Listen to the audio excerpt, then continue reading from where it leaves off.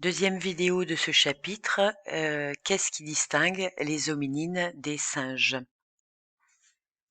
Donc grand 2, nos origines à partir des archives fossiles. On vous demande dans un premier temps de justifier le fait que l'évolution des hominines est buissonnante. On parle pour les hominines également de lignée humaine, comme je vous le disais précédemment, mais cette ligne n'est pas du tout linéaire avec les archives paléontologiques que l'on a aujourd'hui.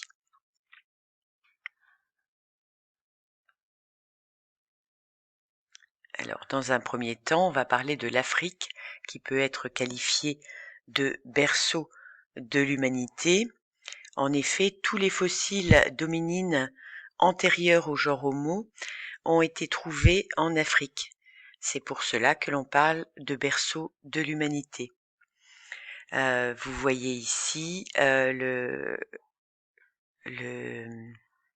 répartition des différents fossiles que l'on possède, avec une grande majorité ici sur l'est de l'Afrique et un fossile qui a remis en cause une théorie dont on va parler tout de suite, qui est donc Toumaï, qui date de 7 millions d'années, donc très ancien, et qui a remis en cause l'hypothèse qui a été portée par Yves Coppens, qui est l'hypothèse de l'East Side Story. Alors j'ai mis ici des photographies, des images que j'ai trouvées sur internet, d'une part du squelette de Lucie, qui a longtemps été la plus ancienne de nos aïeuls, et j'ai trouvé des articles que je vous invite à lire, par exemple un article de Science et Vie qui se pose la question: comment sait-on que Lucie n'est pas Lucien? Ou ici une reconstitution de ce à quoi pouvait ressembler Lucie d'après une publication de la revue Nature qui propose que Lucie serait morte en tombant d'un arbre. Donc je vous invite à aller voir ces publications. Alors l'East Side Story, c'est quoi? C'est la théorie d'Yves Coppens qui, après avoir trouvé Lucie dans l'est de la vallée du Rift, c'est une zone d'ouverture de l'Afrique. Dans quelques millions d'années, l'Afrique sera séparée en deux par ce grand rift, et il y a eu des changements climatiques lors de l'ouverture de ce grand rift, et Yves Coppens supposait que les hominines avaient émergé par rapport à leurs cousins chimpanzés, parce qu'ils se retrouvaient dans un milieu différent dans l'est de l'Afrique, à l'est du Rift, mais la découverte de Toumaï au Tchad est venue contrecarrer cette hypothèse. On peut maintenant parler de la lignée, la fameuse lignée humaine qui est devenue un buisson. Alors je reprends ici l'image que j'ai utilisée comme logo de ce diaporama, qui montrait en fait un australopithèque de type Lucie se redressant progressivement pour représenter les différents genres du groupe Homo. Alors moi, c'est ce qu'on m'a appris lors de mes études, qu'il y avait eu un redressement progressif avec les Homo habilis, les Homo erectus qui étaient plus droits que les australopithèques qui les précédaient, puis l'Homo habilis qui utilisait des outils, puis l'Homo neanderthalensis qui était un robuste costaud, et enfin l'Homo sapiens qui correspond à l'homme actuel, et puis notre homme actuel muni d'un costume et puis sur son ordinateur. Alors aujourd'hui, vous voyez comment on représente cette fameuse lignée humaine, donc plus du tout de forme linéaire. Alors je vous ai parlé de l'Australopithèque. Alors c'était l'Australopithèque afarensis qui correspond à Lucie. Je vous ai parlé d'Homo habilis. Je vous ai parlé d'Homo erectus.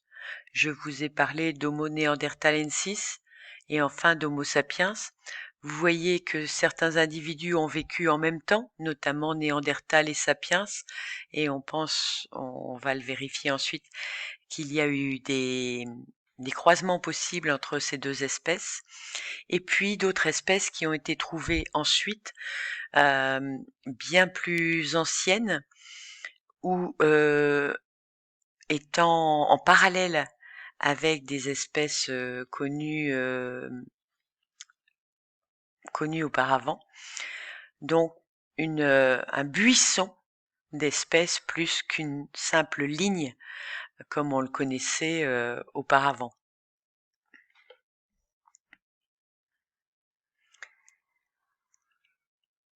Alors ici dans cette interview d'une chercheuse du Musée national d'histoire naturelle,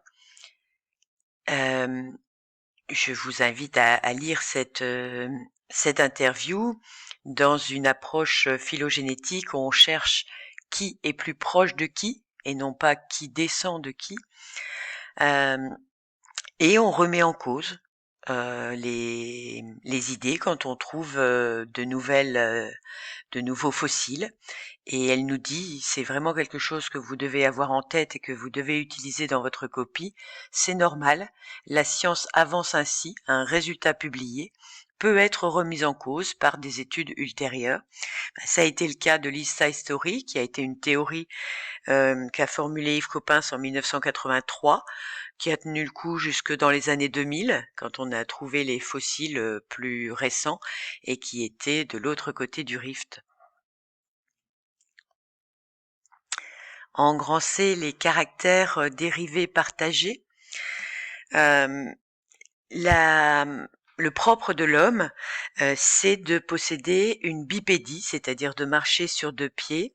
Mais ça, les singes le font aussi, mais ils le font de manière épisodique, c'est-à-dire qu'à certains moments, ils vont se rependre dans les arbres, donc se tracter grâce à leurs bras, ou poser leurs bras à terre pour courir plus rapidement. Chez nous, on parle de bipédie prolongée et de bipédie exclusive.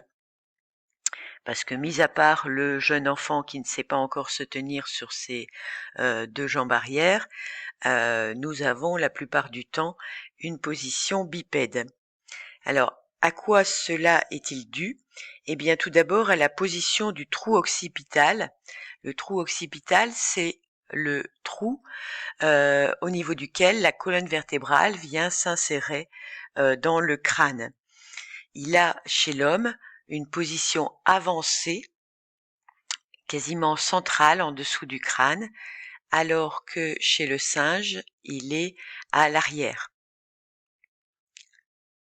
Vous voyez, ça rentre à l'arrière. Les courbures de la colonne vertébrale sont au nombre de 4 chez l'homme. Il y a une seule courbure chez un chimpanzé. La forme du bassin est également un critère de distinction qui permet la bipédie.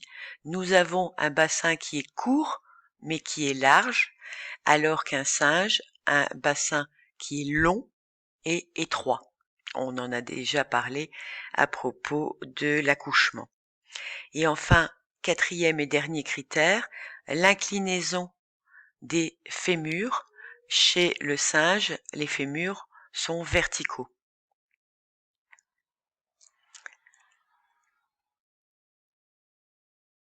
Voilà ici pour la position du trou occipital chez le chimpanzé, groupe extérieur. L'Australopithèque fait partie de la lignée humaine, donc des hominines, mais a encore un trou occipital qui a une position quasiment comme celle du chimpanzé, d'où le fait qu'il marche de manière très courbée. L'Homo ergaster, lui, a un trou occipital qui est bien sous le crâne et beaucoup plus à l'avant, tout comme l'Homo sapiens que nous sommes.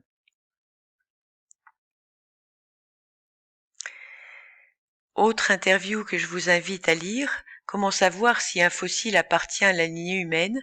Eh bien, il faut qu'il ait un des caractères que je viens de citer, et quelquefois c'est pas facile à trouver parce que les fossiles sont rarement complets. En effet, pour Aurorine, on a juste le fémur. Donc, le mettre dans les hominines a été chose compliquée en émettant des hypothèses, en modélisant.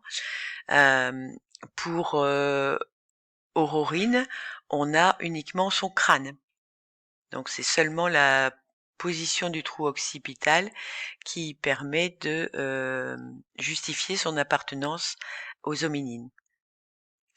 Donc bipédie prolongée, position, courbure, vous avez les 4 critères qui sont repris ici.